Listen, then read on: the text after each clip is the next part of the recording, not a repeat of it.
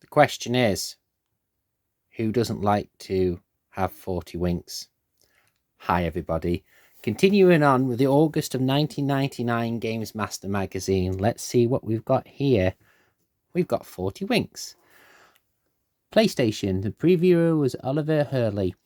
Everyone needs a good wink now and every now and then. If you feel, you'll feel so much better for it. So when the hideous figure tries to spoil fun, you know he is in need of a good scene too. Data. Format previewed the PlayStation. Price to be confirmed out October. Developer Eurocom. Publisher DT Interactive. Call 0171 258 3791. Players 1. Special features, DualShock Analog and other formats N64. So basically, the original PlayStation 1 or the PSX came with a analog, a non-analog controller. I actually quite prefer to play it with Commander and Conquer, but the DualShock came out about the same time the N64 came out. So yeah, you had two little DualShock controllers. Not that anybody doesn't know what a DualShock controller is nowadays. There is a distant lack of cartoon-style action-adventure romps for the PlayStation. There's Ape Escape, of course, and Spyro the Dragon, and soon it'll have a name added to the rather limited list. Will no doubt be 40 Winks. It's a colourful 3D platformer aimed firmly at kids, so don't be surprised to learn that the game's two main characters are a brother and sister combo that go by the name of Roof and Tumble.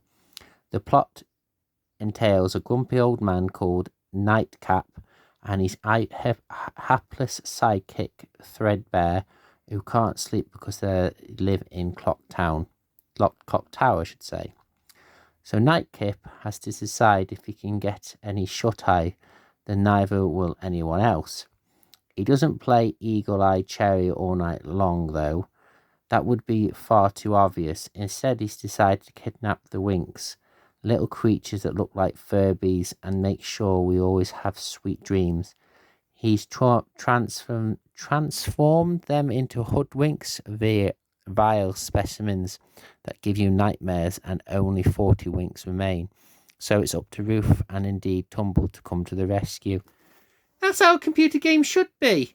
Now it's like Call of Duty 50,000 and there's a bloke having his head chopped off or something, or blown off, whatever. Eyes peeled. The game is to rescue the 40 Winks. They look like little furry creatures that are strangely transparent. That's going to be a very difficult game to get everything, all the secrets. Oh, blimey. Look at the jaws on that. There's loads of enemies to get past. Aww. Leveled out. The game features 2 different worlds for you to run, jump, fight, and swim your way through. Prehistoric, nightmare, underwater, woods, space, and pirate. Variety. Excitement, danger. These things a Jedi does not crave. Reference to Star Wars. I always pictured the dinosaurs as being somewhat larger than this. Pick me up. There are loads of pick-ups in the games, and to get through doors you will need a collection of moon tokens. Weird. Hang on! Didn't Super Mario Odyssey have moon tokens? Please don't quote me on that. I haven't played it. More of a Donkey Kong man, actually. If you see something that's sprightly coloured, chances are it's worth picking up. Zap. If you take too much damage, you'll wake up and it's game over, man. Interesting. Box kit. A variety of Jack-in-the-Box are scattered throughout the game. Leap into one of them and you'll be transformed in one of 4 characters, each with their own special ability. For instance, the ninja has a rather nifty sword attack, while the robot has a homing missiles and a rocket pack for those extra help leaps. Transform into the monsters and you'll be blessed with incredible strength. Let's just hope he doesn't decide to go for a laugh. This game doesn't actually sound too bad. What we've got up here at the top, twin beds. The Nintendo 64 version is about the same stages of completion as the PlayStation game, has the same levels as the PSX version, and it has the usual expansion pack and rumble pack compatibility. But unlike the Sony version, it also features a 2-player screen cooperation mode. So, for example, while one player solves a puzzle, the other player is able to go charge through a door that's just been opened. Interesting. The graphics, 3D effects, and level construction are all looking superb.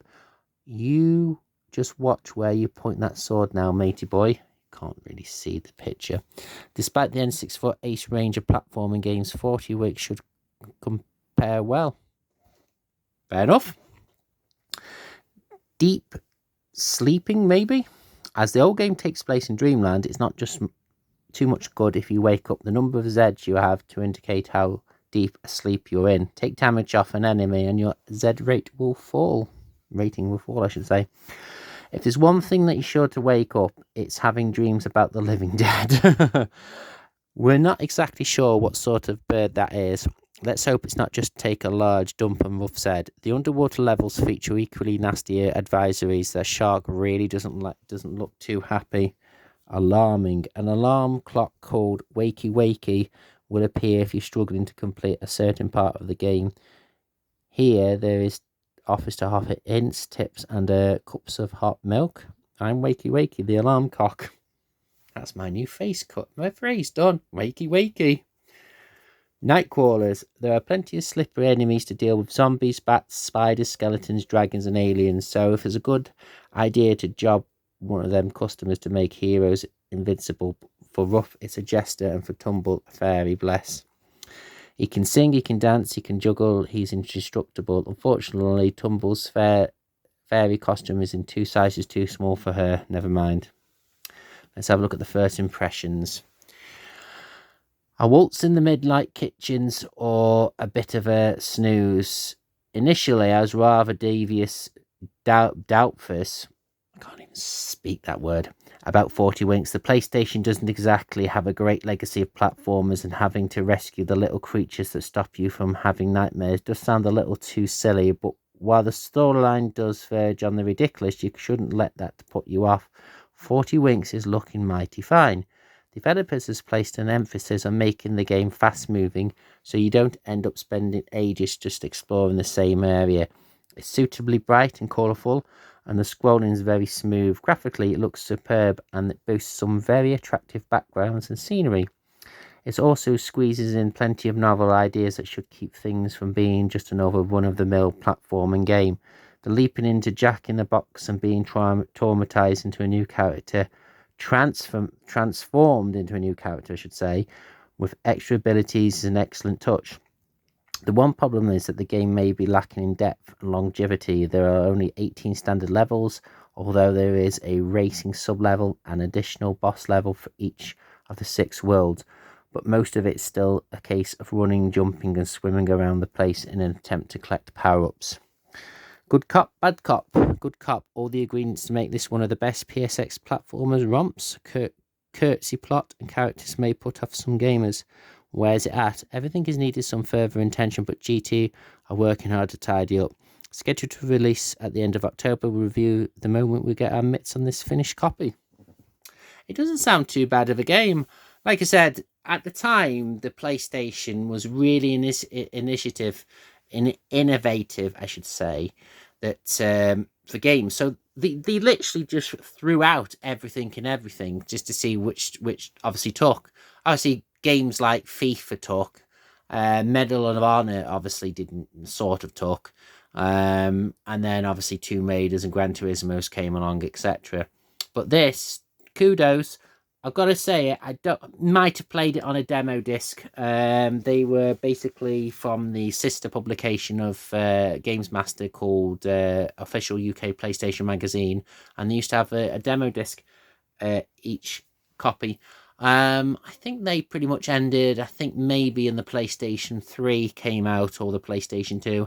I didn't really see many PlayStation 2 demo discs, unfortunately. But apart from that, 40 Winks doesn't look too bad of a game. Once again, it was on the PlayStation and the N64. Not a lot of games were cross-compatible like that. It was either one or the other, but this was basically a case of Sony's PlayStation target audience were more sort of teenagers and grown-ups, and this was basically designed for the younger kids who would probably be playing GTA instead, even though it was only meant for 18-year-olds. Once again, thank you very much for watching.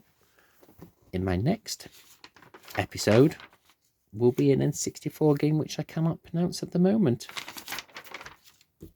See you soon.